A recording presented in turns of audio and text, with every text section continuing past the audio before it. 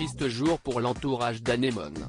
Ce mercredi 9 août, celle qui a été révélée au grand public en s'illustrant dans la troupe du Splendide aurait fêté ses 72 ans. Disparue le 30 avril 2019, la comédienne a laissé derrière elle des proches et fans éplorés. À l'époque, après de multiples interrogations à son sujet, c'est son agent qui a fini par révéler à l'AFP les causes de son décès. Une grande figure du 7e art qui manque aux cinéphiles. Ce mercredi 9 août 2023, Anémone aurait fêté ses 72 ans. Sur les planches et au cinéma, la comédienne savait se démarquer. Après s'être lancée avec la troupe du Splendide, la principale intéressée se fait remarquer par Coluche. L'humoriste lui offre un rôle sur mesure dans le film Vous n'aurez pas l'Alsace et la Lorraine en 1977.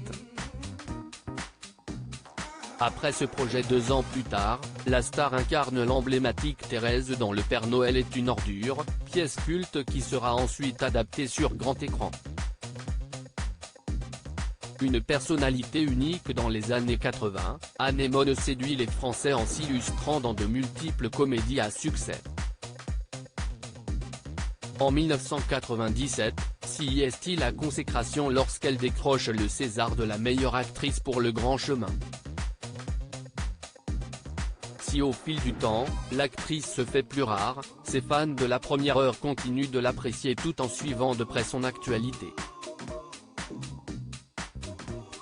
Mais en 2019, c'est le coup de massue pour ces derniers.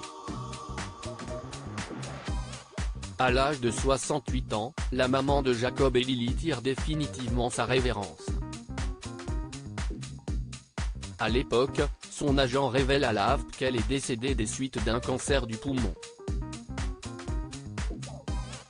Un long combat contre la maladie que l'artiste n'a jamais rendu public. 2 ans avant sa mort, Anne Bourguignon de son vrai nom s'était volontairement éloignée des projecteurs.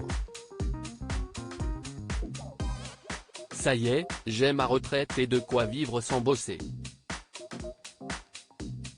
Elle n'est pas bien grasse, heureusement j'ai un loyer par ailleurs qui me rapporte. Par rapport aux carrières qu'on fait, on n'a pas beaucoup de fric à la retraite, avait-elle lâché à nos confrères du Parisien. Tirant un trait sur sa passion, sa décision semblait irrévocable aux grands dents de son public. Quant à la troupe du Splendide, Anémone ne souhaitait plus en entendre parler. Idem pour le monde du show business. Le fric s'est emparé de tout, partout. Quand j'ai commencé dans les années 1980, ça allait encore, là, c'est insupportable. Il n'y a plus moyen d'exercer. Il y a toute la sauce autour, maintenant. Bon débarras, s'était-elle agacée. Malgré ses innombrables succès, l'ex-partenaire à l'écran de Thierry Lhermitte n'a jamais à s'adapter à son immense notoriété.